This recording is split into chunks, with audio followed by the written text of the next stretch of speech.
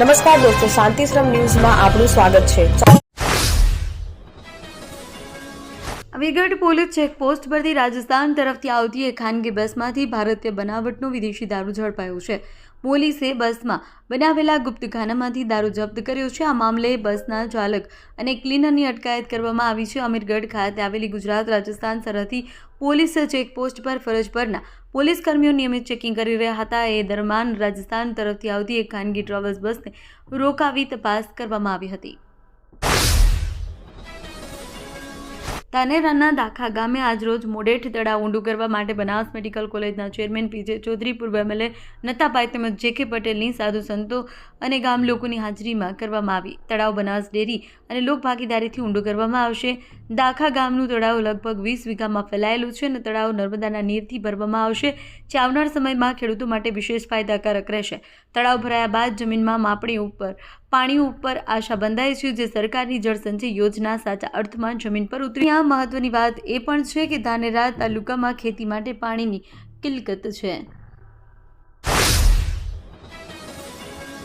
બનાસકાંઠાના સાંસદ ગેનીબેન ઠાકોરે કેન્દ્રીય બજેટ નાણાકીય વર્ષ 2026-27 પર આકરા પ્રહાર કર્યા છે। તેમણે બજેટને બનાસકાંઠા સહિત દેશભરમાં ખેડૂતો, મહિલા અને સામાન્ય જનતા માટે નિરાશાજનક ગણાવ્યું હતું। સાંસદ ઠાકોરે જણાવ્યું કે ખેડૂતો માટે લઘુત્તમ ટેકાના ભાવ, ખાતર બીજના ભાવ, સિંચાઈ આવક વધારા અંગે બજેટમાં કોઈ સ્પષ્ટ રાહત કે જોગવાઈ કરવામાં આવી નથી। આ મુદ્દે ખેડૂતોને કોઈ સંતોષકારક ઉકેલ મળ્યો નથી। બાબર હાઈવે પર ગાય સર્કલથી લઈ માર્કેટ યાર્ડ સુધી દબાણો હટાવવામાં આવતા તંત્રની બેદારી નીતિ જોવા મળી છે। લોકોએ આક્ષેપ કર્યા છે કે 24 મીટર હટાવવાની અમને જાણ કરવામાં આવી નથી। કરોડો રૂપિયાના ખર્ચે નવીન બની રહેલા વિકાસ પથ પર દબાણો કરવામાં આવ્યા છે। હાઈવે પર લારી, ગલ્લા, કેબિન તેમજ દુકાનોના શેડ, કાચા પક્કા અચળ દબાણો હટાવાયા। બાબર ચુસ્ત પોલીસ બંદોબસ્ત સાથે માર્ગ મકાન વિભાગ દિયોદર દ્વારા દબાણો હટાવવામાં આવતા રોડની કામગીરીને લઈ દબાણો દૂર કરવામાં આવ્યા। દિયોદર પંથકમાં શિક્ષણનું અનેરું ધામ એટલે Shri Tapasvi college of nursing તેમજ શ્રી તપસ્વી આર્ટ્સ કોલેજ, જ્યાં છે સંપૂર્ણ AC, CCTV, WiFi, digitally updated campus, BSc nursing સહિતના અનેક કોર્સમાં આજે જ પ્રવેશ માટે સંપર્ક કરો Tapasvi college of nursing, Deodar. બનાસકાંઠાના ડીસા તાલુકાના રમુણ ગામમાં લોકોએ સમાજ સુધારણા તરફ એક મોટું કદમ ઉઠાવ્યું છે। ગામમાં દારૂબંધી લાગુ કરતા માટે ગ્રામજનોએ એક મહત્વપૂર્ણ બેઠક યોજી છે, જેમાં દારૂ વેચાણ અને સેવન પર સંપૂર્ણ પ્રતિબંધ મૂકવામાં આવ્યો છે। આ બેઠક ગામના સરપંચ, વિવિધ સમાજના વડીલો અને યુવાનોની હાજરીમાં યોજાયું। વાવના કપિલેશ્વર મહાદેવ મંદિર પરિસરમાં બરડવા ગામના ગજર સુથાર પરિવારે પરંપરાગત હળદરી કાર્યક્રમનું આયોજન કર્યું। આ કાર્યક્રમમાં દીકરાના લગ્ન પૂર્વે મહાદેવના આશીર્વાદ લેવા માટે યોજવામાં આવ્યા। પ્રસંગે પરિવારે કુળદેવ કે ઇષ્ટદેવના શરણમાં જઈ લગ્ન નિર્વિઘ્ન સંપન્ન થાય એવી પ્રાર્થના કરી। ધાર્મિક વિધિભાવ સ્થિત પવિત્ર કપિલેશ્વર મહાદેવના મંદિરે સંપન્ન થઈ।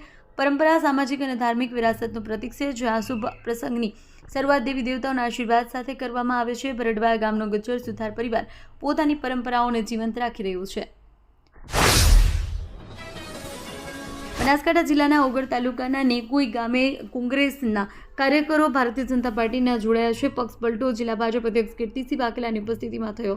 જિલ્લા ભાજપ અધ્યક્ષ કીર્તિસિંહ વાઘેલાએ કોંગ્રેસમાંથી આવેલા કાર્યકરોને ભાજપનો ખેસ પહેરાવી પક્ષમાં આવકાર્યા હતા। સ્થાનિક સ્વરાજ્ય અને રાજ્યની ચૂંટણીઓની ચર્ચાઓ પહેલા ભાજપે આ રાજકીય ગતિવિધિ કરી છે અને આ પ્રસંગે કીર્તિસિંહ વાઘેલાએ ગામ લોકોને ભાજપમાં આવકારી ગામમાં અને નાગરિકોના જાહેર હિતમાં તમામ કામકાજમાં મદદ કરવાની ખાતરી આપી છે। વાવથરા જિલ્લા થરાદ તાલુકાના માંગરોળ ગામે આવેલું સુપ્રસિદ્ધ શેણેલ માતાનું જાંબુડા મંદિર હાલ શ્રદ્ધાળુઓથી ઉભરાઈ રહ્યું છે। દર વર્ષની જેમ ચાલુ વર્ષે પણ મહામાસનો પ્રારંભ થયો છે। ભક્તોની ભારે ભીડ જોવા મળી। અહીં નિસંતાન દંપતીનું મેળો ભાંગે છે। લોકોની આસ્થા છે। આ માસ દરમિયાન માતાજીને વહેડો પહેરાવવાની અનોખી પરંપરા હોવાથી ગુજરાત અને રાજસ્થાન સહિત અન્ય રાજ્યોમાંથી મોટી સંખ્યામાં ભાવિકો ઉમટી પડ્યા છે। તેના ભાવિકોના ઘોડાપુરનો ડ્રોન વિડીયો સામે આવ્યો છે। ઉત્તર ગુજરાતનો એકમાત્ર multi city mall happy mall જે આવેલ છે જિલ્લાના વેપારી મથકો દિયોદર, ભાભર, રાધનપુર, વરાહી અને થરાદમાં, જ્યાં મળશે આપને વ્યાજબી દરે જીવન જરૂરિયાતની તમામ વસ્તુઓ તેમજ કપડા, ગિફ્ટ આર્ટિકલ, પ્લાસ્ટિકની તમામ સામગ્રી, ક્રોકરી અને બીજું ઘણું બધું વધારે. તો આજે જ આવો હેપી મોલ અને કરો ખરીદી તમારી મનગમતી વસ્તુઓની.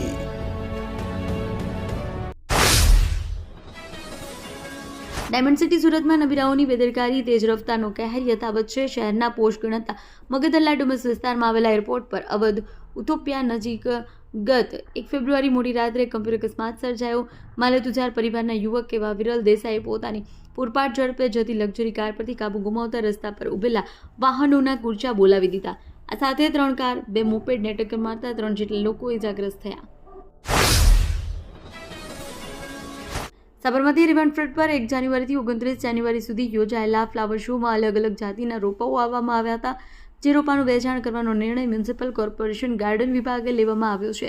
શહેરમાં આવેલી 4 જેટલી મ્યુનિસિપલ કોર્પોરેશનની નર્સરીઓ પરથી તમામ અલગ અલગ પ્રજાતિના રોપાઓ નાગરિકો ખરીદી શકશે. પ્રતિ રોપાનો ભાવ 10 રૂપિયાથી લઈ 235 રૂપિયા સુધી રાખવામાં આવ્યો.